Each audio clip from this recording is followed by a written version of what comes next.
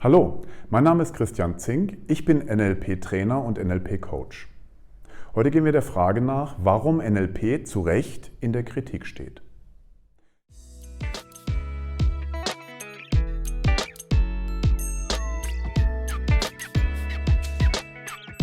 Wie ihr in meinem ersten Video gesehen habt, wirkt NLP dort, wo eine Interaktion zwischen dem Bewusstsein, dem Denken und dem Unterbewusstsein, dem Fühlen stattfindet. Und diese Beeinflussung erfolgt durch Sprache. Als Richard Bandler und John Grinder 1979 NLP an den Markt gebracht haben, haben sie im Vorfeld sehr viel mit Milton Erickson gearbeitet. Milton Erickson ist 1902 in New England geboren und ist früh an Kinderlähmung erkrankt. Er war im Koma, aufgewacht und war komplett gelähmt. Das einzige Mittel, was er verwenden konnte, war seine Sprache. Milton Erickson ist in New England dann in die Highschool gegangen, hat später studiert und war Psychiater und Psychologe. Mit seinen Patienten hat er dann Therapien durchgeführt, die auf der Sprache basiert haben.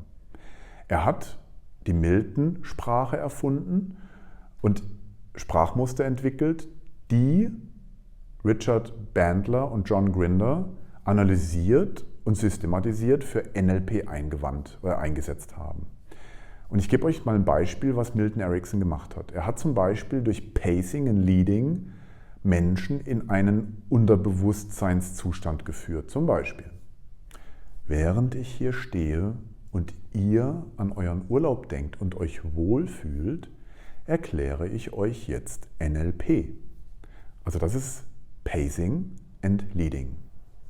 Ein anderes Sprachmuster, was Milton Erickson verwendet hat, war Nominalisierungen. Das kennt ihr aus der Politik zum Beispiel. Sicherheit, Wohlstand und Wachstum sind wichtig für unser Land. Das klingt gut, ist aber völlig unspezifisch. Ein weiteres Beispiel, was Milton Erickson verwendet hat und man in NLP auch einsetzt, ist der Einsatz von Zitaten. Wenn man zum Beispiel ein Zitat verwendet von Albert Einstein, Holzhacken ist deswegen so beliebt, weil man den Erfolg sofort sieht, dann hat man zwei Vorteile. Wenn das Zitat nicht gemocht wird, dann geht es auf Albert Einstein zurück und nicht auf mich. Wenn das Zitat gemocht wird, hat es nur eine Verstärkung, weil Albert Einstein prominent ist und er es gesagt hat, also muss es richtig sein. Und das sind zum Beispiel 3 Sprachmuster, die Milton Erickson verwendet hat, um Menschen zu beeinflussen. Und genau das ist die Kritik, dass nämlich im Verkauf solche Sprachmuster verwendet werden, um Menschen zu beeinflussen. Sowohl im direkten Verkauf zwischen Verkäufer und Käufer, als auch über Werbebotschaften. Und wir alle kennen solche Werbebotschaften.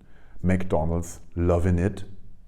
Oder hier dieses Beispiel von Harley Davidson. Oder andere Beispiele ist, Granola schmeckt immer. Also das sind solche Botschaften, die beeinflussen Menschen. Ich persönlich verwende NLP natürlich auch im Vertrieb. Ich habe beschrieben, dass beim Master Modeling NLP verwendet werden kann.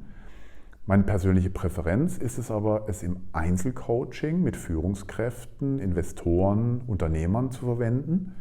Und dort zum Beispiel Glaubenssätze wie man wird entdecken, dass ich nichts drauf habe, zu verändern. Oder ich kann das nicht. Oder ich bin ein schlechter Delegierer. Derjenige, der nicht delegieren kann, hat ein Problem mit seinen Glaubenssätzen und solche Veränderungsprozesse begleite ich im Coaching. Wenn ihr mehr dazu wissen wollt, könnt ihr mich gerne kontaktieren. Mein Name ist Christian Zink, ich bin NLP-Trainer und NLP-Coach und freue mich auf eure Zuschriften. Vergesst bitte nicht, mir ein Like zu geben. Dankeschön. Wiedersehen.